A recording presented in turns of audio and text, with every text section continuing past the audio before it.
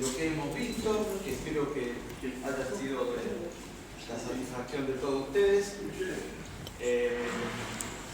Adelante. Bueno, 5 minutitos porque ya es tarde y todo el mundo querrá irse a su casa, ¿no es cierto?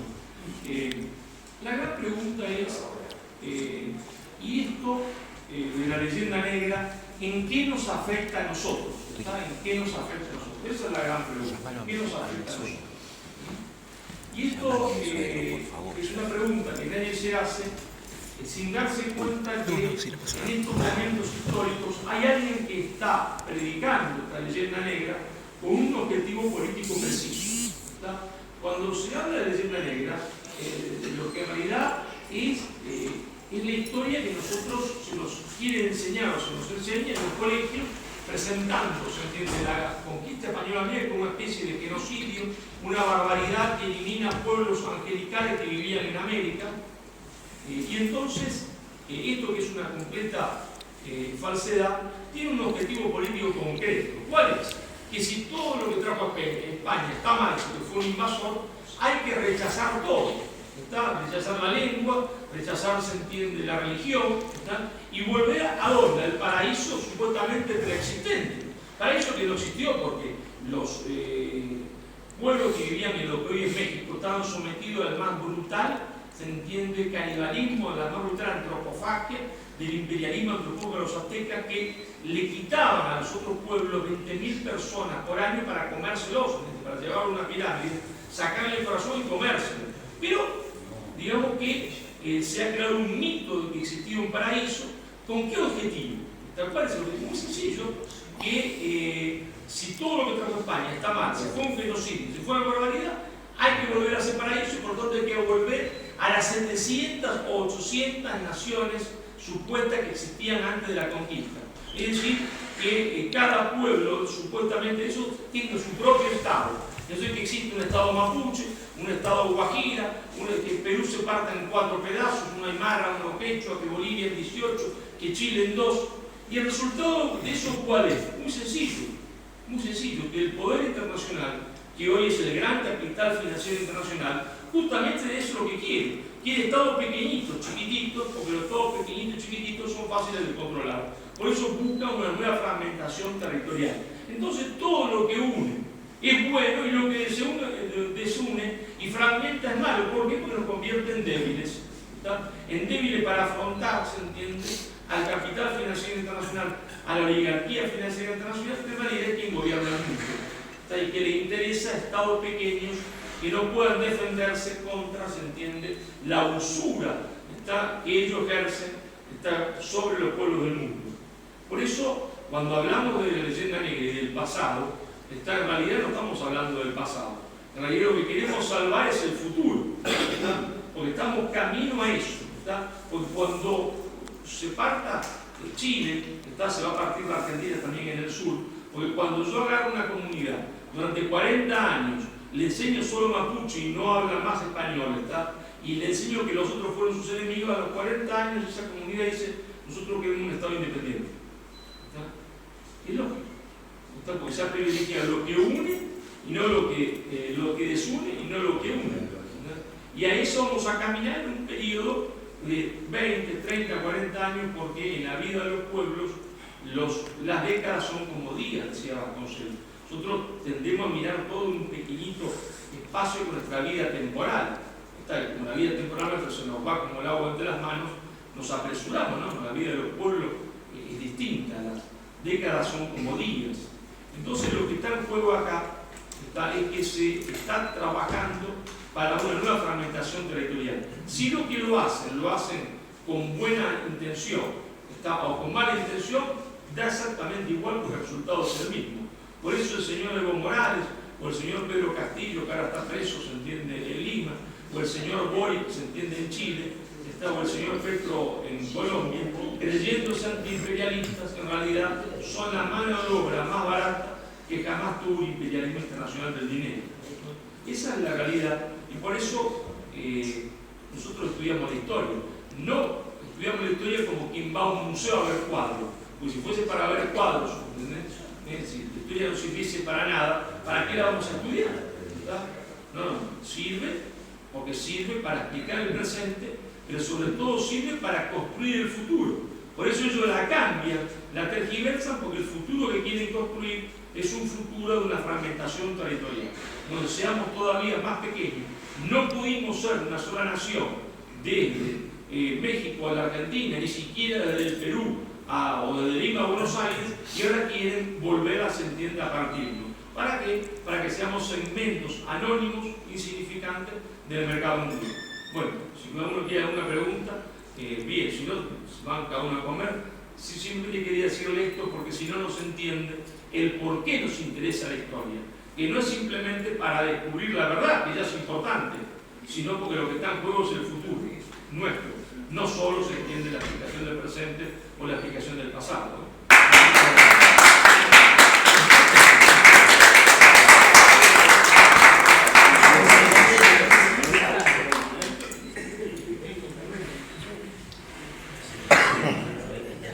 Si alguno quiere una preguntita, bien, y si no, no hay ningún problema. Hay una pregunta. Sí, Lo que está hablando tiene que ver también con luchar contra el nuevo orden mundial. bueno, claro, el nuevo orden mundial es eso. El nuevo orden mundial es el reino del capital financiero internacional, de la oligarquía financiera mundial. Oligarquía financiera mundial que tiene entre sus objetivos la dominación material y espiritual de los pueblos. Claro. ¿No? Pero necesita que nadie se lo ponga, y para eso, si tiene que fragmentar a los estados, mejor. Si tiene que empobrecer a algunos estados, mejor. Si tiene que quitarle su cultura, mejor. Claro. Ese es uno de los nudos centrales del nuevo orden mundial. Sí, sí. No el único, pero uno de los nudos centrales. El movimiento hispanista entonces estaría a favor de que en los países que ya están formados, que no se desintegren más, sino que se mantengan esa integridad. Bueno, primero que no se desintegre más, porque si se desintegra más no queda nada. En realidad, el objetivo es la recuperación de una unidad perdida, ¿está? Porque hay un pueblo que era un pueblo continente.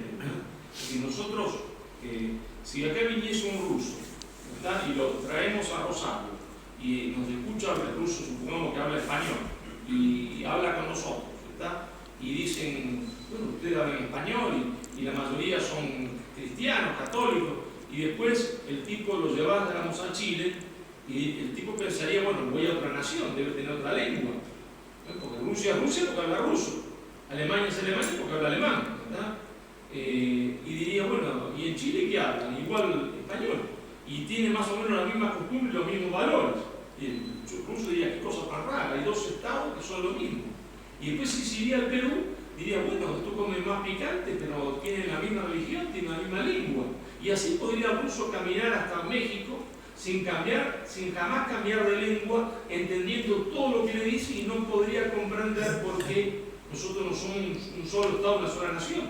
Cuando Rusia va desde Moscú a Vladivostok, que está enfrente de Japón, ¿no? Tiene 100 kilómetros, ¿no?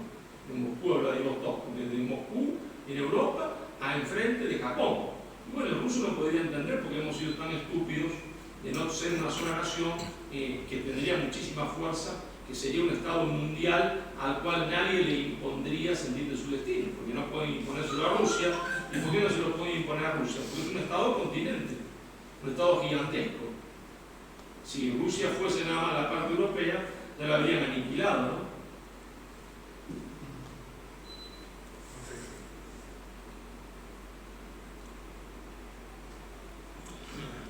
Anímense, no sean tímidos.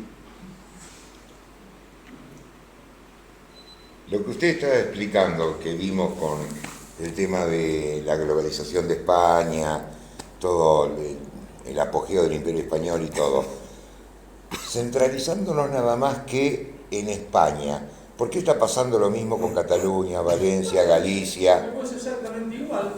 Es decir, el poder mundial lo que quiere es partir a todos los estados, no solo al Estado hispanoamericano, también se entiende, busca que haya un Estado catalán independiente, un Estado andaluz independiente, un Estado gallego independiente, que no exista más España.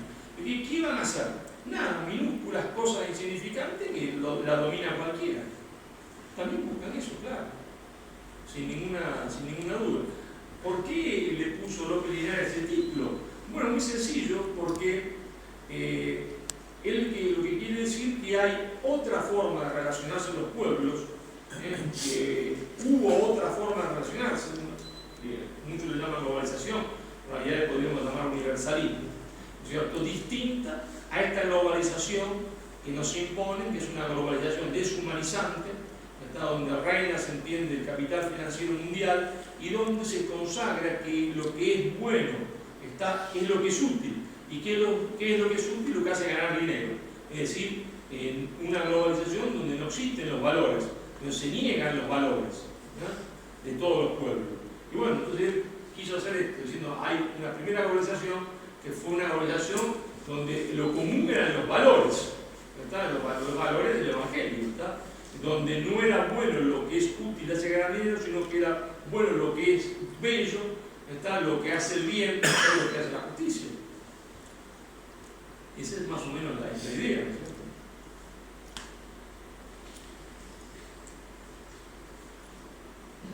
¿Y vos crees que, por ejemplo, el Mercosur te puede dar una unión a lo... Bueno, el Mercosur fue un comienzo promisorio, fue un buen intento, pero tenía un pecado de origen. El pecado de origen era que no se puede hacer una unión entre estados o naciones si no se hace una planificación industrial conjunta. Es decir, no se lo puede dejar librado al libre mercado, supuestamente al azar, porque entonces todas las industrias se concentran donde ya está la industria. No porque la gente sea malvada, sino porque me conviene producir donde ya produzco, donde tengo mayor escala de producción.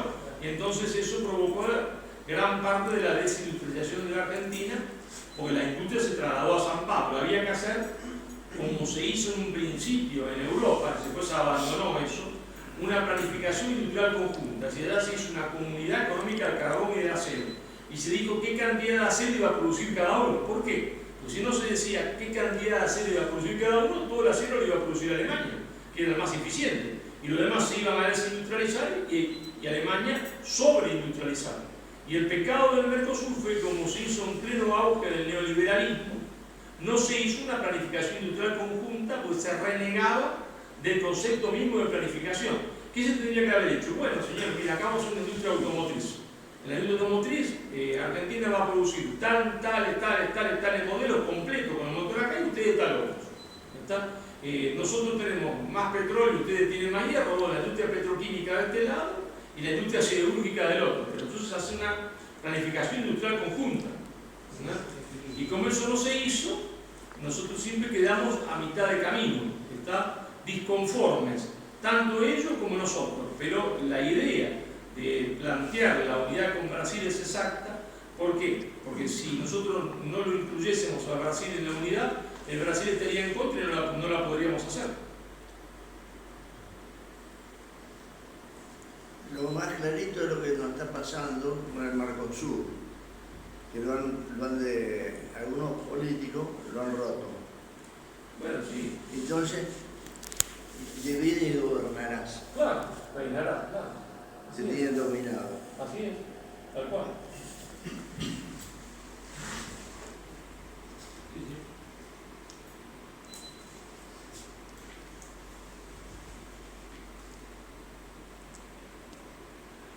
Bueno, en virtud de que si no hay más consultas, les agradecemos la visita y le damos un fuerte aplauso a Don Linares desde